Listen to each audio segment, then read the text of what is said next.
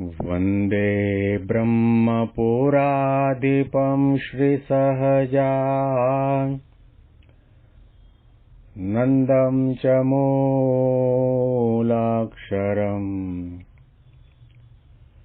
श्रेयस्कारणसद्गुणैकनिलयम् श्रीप्रागजिह्वावत ब्रह्मोपासनधारकं गुरुहरिं यज्ञं तथा योगिनं प्रत्येवं प्रमुखं महन्तमनिशं श्रीजेस्वरूपं मुदा મહિમાનો મહિમા પ્રવચન માળામાં આજે 31 મે 2025 શનિવારના દિવસે તમામ સંતો હરિભક્તોને મારા સાષ્ટાંગ પ્રણામ. જય સ્વામિનારાયણ. હેપી વચનામૃત દ્વિશતાબ્દી મહોત્સવ. હેપી પ્રમુખ સ્વામી મહારાજ શતાબ્દી મહોત્સવ. ગઈકાલથી આપણે ગઢડા અંત્યનું 25મું વચનામૃત શ્રીજીની પ્રસન્નતાનું, ખરા ભક્તનું વાંચવાનો, વિચારવાનો, સમજવાનો પ્રારંભ કર્યો. કારતક મહિનાના શુક્લ પક્ષની 10મીના દિવસે શ્રીજી મહારાજ પોતે દાદા ખાચરના દરબારમાં સામે બેઠેલા સંતો હરિભક્તોને કૃપા વચન કહી રહ્યા છે. અંતર્યામીપણે સૌ કોઈના હૃદયની અંદર જે કંઈ ભાવના છે, જે કંઈ હેતુ છે, જે કંઈ ધ્યેય છે, અથવા તો આધ્યાત્મિક માર્ગમાં નાની મોટી કોઈ પણ પ્રકારની ભૂલ થાય છે, ક્ષતિ આવે છે, તેઓ અંતર્યામીપણે બહુ સારી રીતે જાણે છે. શ્રીજી મહારાજે કહ્યું કે ભગવાનનો ભક્ત હોય એ બાહ્ય રીતે, સામાન્ય રીતે આધ્યાત્મિક ક્રિયા કરે, પૂજા કરે, દર્શન કરે, દંડવત કરે, માળા કરે, તપ કરે, વ્રત કરે, દાન કરે, યાત્રા કરે, કથા કરે, કથા સાંભળે, ઘણી પ્રકારની નાની મોટી આધ્યાત્મિક ક્રિયાઓ કરતા હોય. એ ક્રિયા છે આપણને ભગવાનની મૂર્તિમાં જોડવા માટે મદદરૂપ થાય છે. અને એ ક્રિયા દ્વારા આપણામાં ઓછા વધતા પ્રમાણમાં રજોગુણ ઓછો થાય છે, તમોગુણ પણ ઓછો થાય છે અને સત્વગુણની ભૂમિકા સુધી પહોંચી શકાય છે. પરંતુ મહારાજે અહીંયા કૃપા કરીને સંતો હરિભક્તોને એવી ટકોર કરી કે તમે ભગવાન સંબંધી ભક્તિ કરતા હો, ઉપાસના કરતા હો, સેવા કરતા હો, શ્રદ્ધા રાખતા હો, ધર્મ નિયમનું પાલન કરતા હોય, એની અંદર બીજા કોઈ પણ પ્રકારના લૌકિક સુખની, સત્તાની, સંપત્તિની, વૈભવની અપેક્ષા ન રાખવી, એવું શાસ્ત્રમાં જરૂરપણે કહ્યું છે. એ બધી વાત સાચી, કોઈ જાતની અપેક્ષા ન રાખવી, પણ એટલી ઈચ્છા તો અવશ્યપણે રાખવી કે અત્યારે જે કંઈ કરું છું એ પછી મહિમાનો મહિમા પ્રવચન કરતા હોઈએ, મહિમાનો મહિમા પ્રવચન માળાનું પ્રવચન સાંભળતા હોઈએ, અથવા તો પૂજા પાઠ, નિયમ, ધર્મ જે કંઈ આધ્યાત્મિક ક્રિયા કરતા હોઈએ, એની અંદર એના પાયામાં એક દ્રઢ સંકલ્પ એવો રાખવો કે એને કરીને ભગવાન મારા ઉપર રાજી થાય. આટલી ઈચ્છા તો અવશ્ય રાખવી. અને જો આવી ઈચ્છા રાખવામાં ન આવે તો એ આપણી માળા કરવાની ક્રિયા પણ તમોગુણી બની જાય, દર્શન કરવાની ક્રિયા પણ તમોગુણી બની જાય, દાન ધર્માદો કરવાની ક્રિયા પણ તમોગુણી બની જાય, એકટાણા કરતા હોઈએ, વ્રત કરતા હોઈએ, ચાંદ્રાયણ કરતા હોઈએ, ધારણાપાણા કરતા હોઈએ, એ પણ તમોગુણી બની જાય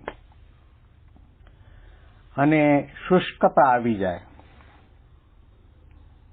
ભગવાનનો જે આનંદ આવવો જોઈએ એ આનંદ આપણને ન મળે. ભક્તિ માર્ગની અંદર અતિ અગત્યની જે દ્રષ્ટિ અને ભાવના રાખવાની જરૂર મહારાજે બતાવી છે. લાખોની સંખ્યામાં લોકો ઓછા વધતા પ્રમાણની અંદર આધ્યાત્મિક ક્રિયાઓ કરતા જ હોય છે. કોઈ રામને માનતા હોય, કૃષ્ણને માનતા હોય, શિવને માનતા હોય, માતા મહાદેવને માનતા હોય, પીપળાને પૂજતા હોય, નદીનું પૂજન કરતા હોય, સૂર્યનારાયણને અર્ઘ્ય આપતા હોય, ઘણું કરતા હોય છે. પરંતુ એના પાયાની અંદર બહુધા 99.99 સકામ ભાવના હોય છે કે મેં આ નવો ધંધો ચાલુ કર્યો, એમાં બરકત આવે, મારા દીકરા દીકરી પરણાવવાને લાયક થયા છે અને સુયોગ્ય પાત્ર મળી જાય, સત્તા મળે, બંગલા મળે, પોતાને મનગમતા રમણીય પંચ વિષયો મળે, એવી ઘણી લૌકિક કામના કરીને લાખોની સંખ્યામાં લોકો આધ્યાત્મિક ક્રિયા કરતા હોય છે. મહાપૂજા કરાવે, બ્રાહ્મણોને જમાડે, ગૌદાન કરે, ગાયોને ઘાસચારો નાખે, ઘણું કરે, પણ એની અંદર ભગવાનને રાજી કરવાની ભાવના વગર લૌકિક સુખ અપેક્ષા રાખીને કરતા હોય તો મહારાજે કહ્યું કે તમોગુણી કહેવાય અને આધ્યાત્મિકતા કહેવાય જ નહીં. ખાલી એક જ માળા કરો અને એમ કહેવું હોય તો કહી શકાય કે માળા હાથમાં લઈ અને એક જ મણકો પાડો, સ્વામિનારાયણનું નામ બોલો, અને તે વખતે મણકો પાડતી વેળાએ કદાચ તમે પિતાંબર વસ્ત્ર ન પહેર્યું હોય, કદાચ તમે પદ્માસન વાળ્યું ન હોય, કદાચ તમે આંખો બંધ કરી ન હોય, પણ એક જ મણકો ભગવાનને રાજી કરવા માટે પોતાના મહાન ભાગ્ય માનીને ઉત્સાહ અને ઉમંગથી એક જ મણકો પાડો, એને ભક્તિ કહેવાશે. એનાથી ભગવાન રાજી થશે. પણ આખો દિવસ એક પગે ઊભા રહીને સુખડની માળા ફેરવો, 3 ફૂમતાવાળી માળા ફેરવો, ઊંચા અવાજે ભગવાનના નામનું ઉચ્ચારણ કરતા માળા ફેરવો, પણ એમાં ભગવાનને રાજી કરવાની ભાવના કે સંકલ્પ ન હોય તો મહારાજે કહ્યું કે એક આખો દિવસ માળા કરવાની ક્રિયા તમોગુણી છે. ભગવાનને રાજી કરવા અને ભગવાનની અંદર વૃત્તિ રાખવી. શ્રીજી મહારાજે પ્રથમના પહેલા વચનામૃતમાં અતિ અગત્યનો મુદ્દો બતાવ્યો કે શાસ્ત્રમાં ભક્ત અને મુમુક્ષુના માટે અનંત પ્રકારના સાધન લખ્યા છે. એ તમામ સાધનમાં કઠણ સાધન કયું?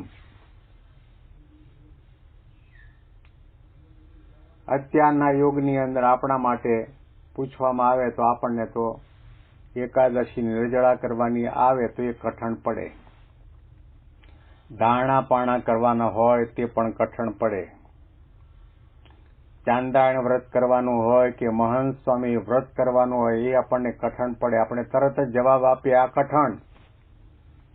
અને કદાચ કોઈ લોભી માણસ હોય તો એને ધર્માદો કરવાનો હોય તે પણ કઠણ પડે. કદાચ કોઈ દેહાભિમાની હોય તો એમ કે મારાથી દંડવત નહીં થાય, પ્રદક્ષિણા પણ નહીં થાય, એ એને કઠણ પડે. મહારાજે કહ્યું કે બધા સાધનો કઠણ છે. માતા પિતાનો ત્યાગ કરવો, જંગલમાં જવું, ગુફામાં બેસી ધ્યાન કરવું, બધું કઠણ ખરું, પણ કઠણમાં કઠણ સાધન કંઈ પણ હોય તો ભગવાનના સ્વરૂપની અંદર મનની વૃત્તિ અખંડ રીતે રાખવી એ એનાથી કોઈ કઠણ સાધન નથી અને એનાથી બીજી કોઈ મોટી પ્રાપ્તિ પણ નથી. મહારાજ આપણને આપણી ભક્તિને પરિશુદ્ધ બનાવવા માટે માગે છે અને જે કંઈ ક્રિયા કરીએ છીએ એ ક્રિયાને ભક્તિ સંજ્ઞા મળે એટલા માટે આપણને દિશા આપે છે, સાવધાન કરે છે. મહારાજથી માંડીને ગુણાતીત ગુરુ પરંપરામાં દરેક ગુરુવર્યોએ પોતાના યોગની અંદર આવેલા તમામ સંતો ભક્તો મુમુક્ષોને આ દ્રષ્ટિ આપી છે. જૂનાગઢની અંદર ગુણાતીતાનંદ સ્વામીની આજ્ઞાથી ભગતજી મહારાજ કેટલી બધી સેવા કરતા અને એક સમયાની અંદર મોટા તપેલાની અંદર એ તપેલું ઉટકવા માટે બેઠા, અંદર ઘૂસ્યા તપેલાની અંદર ને અંદર બેસીને એમાં કંઈ ખાદ્ય પદાર્થ ચોંટી ગયું હતું, એને ઉખેડવા માટે પ્રયત્ન કરતા હતા અને એક ક્ષણના માટે એમની વૃત્તિ મહારાજની મૂર્તિમાંથી ચલિત થઈ. ગુણાતીતાનંદ સ્વામી સભા મંડપમાં કથા વાર્તા કરતા હતા, વિરામ આપીને ચાલતા ચાલતા જ્યાં એઠવાડની કુંડી વાસણો ઉટકાતા હતા ત્યાં પહોંચ્યા ને પૂછ્યું, પ્રાગજી શું કરે છે? તો ભગતજી મહારાજે કહેતા, પ્રાગજી ભગતે કહ્યું, સ્વામી હું વાસણ ઉટકું છું. સ્વામીએ આટલી સેવા કરી, તનતોડ સેવા કરી, વ્રત કરે, ઉપવાસ કરે, કથા કરે, સ્વામીની જીભ વળી એમે પોતાનો દેહ વાળ્યો છે, સ્વામીના વચનમાં ચૂરે ચૂરા થઈ ગયા. આટલી મહાન સેવા કરવાવાળા પ્રાગજી ભગતને પણ ગુણાતીતાનંદ સ્વામીએ કોઈ જાતની શેષરમમાં રાખ્યા સિવાય કહ્યું, તો વાસણ ક્યાં ઉટકે છે? ભગવાનને ભૂલીને તું આ ગોબરું કામ કેમ કરે છે?